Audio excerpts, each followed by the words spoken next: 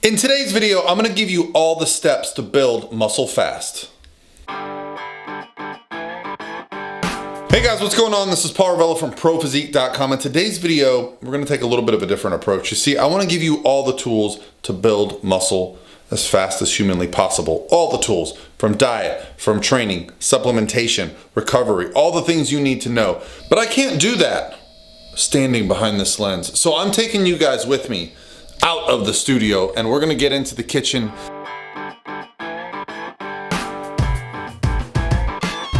All right guys, there are a few key ingredients to building muscle fast, and I wanna give all of those to you today, but we're gonna start with the most important, and that is making yourself a priority. Building muscle is gonna require we do a lot of things right in a short amount of time. Make yourself first in your day.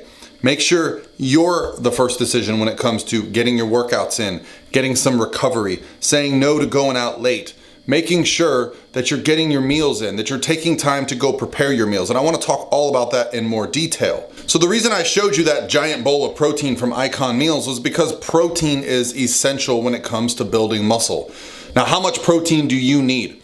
I don't want to get onto some really detailed discussion about how much protein it takes to build muscle, but we know there is a range of protein for building muscle. The bottom range for that would be about 0.8 per pound of muscle, okay? And I have a calculator free on ProPhysique.com that can give you an idea of where your calories should be for fat loss and muscle gain and all that. But just know that if you put your protein around a gram per pound of lean body mass, you're gonna be right in that range. And to do that, for most of us, that means we get some pretty large meals throughout the day, 30, 40 grams of protein in a single sitting. And you can do that through food, like I like to do with Icon Meals, and they are a sponsor of mine. I do get you a discount. If you use Paul10, you get 10% off your order. But the idea is that we're getting protein, and supplementation can help with that, but we'll talk about that more when it comes to supplements. When it comes to carbs and fats, let's just focus on the fact that we're not trying to put on a bunch of body fat. It's very easy to put on body fat and call it bulking, but that's not responsible bodybuilding. What we want to do is basically set our carbs to kind of match our protein, and then we want to basically have about 1/4 of our protein and fat. That's an easy way to do it. So if you're at 200 protein, you're at 200 carbs, you're at 50 fat, that's gonna be a great place for you to start, and you can start adding some calories from there. You don't need to be perfect, but you also don't need to eat like an asshole to build muscle. Now, I'm gonna take you in the gym. We're gonna talk about lifting. All right guys, so here we are in my home gym now. I think a lot of people are familiar with the idea of a home gym, but you know, when I made myself a priority, I spent money on this. This is my home gym and office, and I think all in, I spent probably close to $100,000 on this. So I could be driving around in a really fancy car, but I got my priorities. I'd rather have my home gym. Now, when it comes to lifting weights, you don't need a home gym. When I was a teenager and my passion was bodybuilding, I scraped and scrounged and made sure I had just enough money to get a gym membership. So let's talk about what we can do in the gym to make sure we're building muscle. I also have a free beginner's guide to training on my website, which I'll link below, so you can just get an idea of how it should look. I have workout routines, a diet, everything in there for you. All right guys, when it comes to lifting, the first thing we want to do is find lifts that we can enjoy. Lifts that work with our body. Now, if you have some leverages that are a little bit funny, don't overthink it. Don't try to squat if you're a terrible squatter, just because you see everyone else doing it. A lot of the movements that we see in the gym, they favor different body types. So the first thing I would say is focus on progressively overloading on movements that you enjoy. Now, all of us can enjoy a pull-up, and a pull-up is a great way to really build some upper body thickness. You can do it multiple days per week. One thing I love to do was set a goal for the day for pull-ups. So I would, when I could barely do any pull-ups, I would say, okay, today I'm gonna do 15 pull-ups. I didn't care if it took me 5 sets of 3 to get those pull-ups, right? I would just do as many sets as it took. Eventually I worked up to doing 3, 4 sets of 15 or 20 reps, but over time I allowed myself that, and it was exciting to always get that extra rep. The same thing goes. I've always loved like bench pressing. I've always loved deadlifting.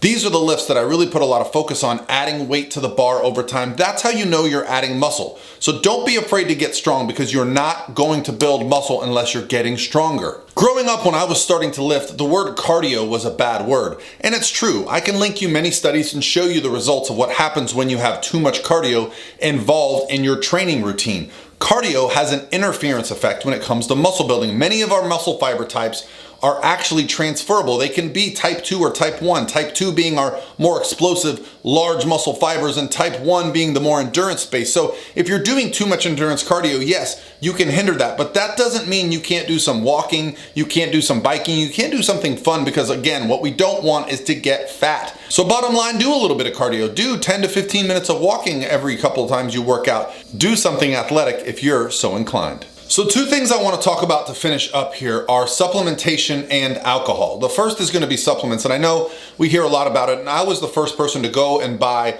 the newest, greatest supplement that was going to put on all this lean body mass. And I'll tell you, really, if you're just starting out with training and nutrition and you want to put on the most muscle possible, I'm going to give you the one supplement you need to be doing, and it's the cheapest and it's the most proven. And people try to always remarket this, but if you're not using creatine monohydrate, well, that's a mistake. Why? Because creatine is something that is going to exponentially increase our performance in the gym. It helps us also store more fluid in the muscles for energy.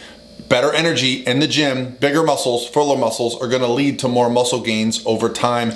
It's also super cheap, guys. Just get creatine monohydrate. You don't need to mix it with anything. You don't need to buy any fancy formulas. You just take 3 to 5 grams a day and you are set. Finally, I want to talk a little bit about alcohol, because it's something that comes into play when we're trying to build muscle.